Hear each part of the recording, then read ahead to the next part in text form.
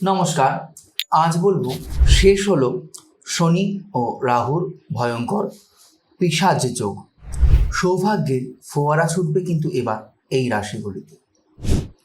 November 2023 মীন রাশিতে প্রবেশ করেছিল কিন্তু স্বয়ং রাহু। সেইখানে 29শে মার্চ 2025 শনিও কিন্তু মীন রাশিতে প্রবেশ করেছিল।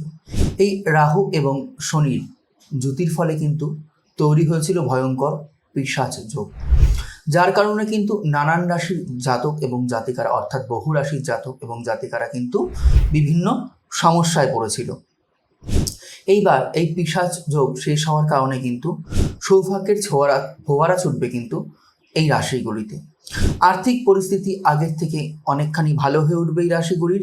কেটে যাবে আইনি জটিলতা বা আইনি সমস্যা। চাকরিরতদের প্রমোশন এবং বেতন বৃদ্ধির যোগ কিন্তু দেখা যাচ্ছে এইবার।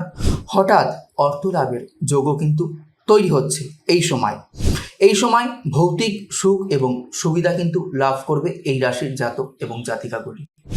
এই রাশিগুলি হলো কন্যা রাশি, বৃষ রাশি এবং মকর রাশি।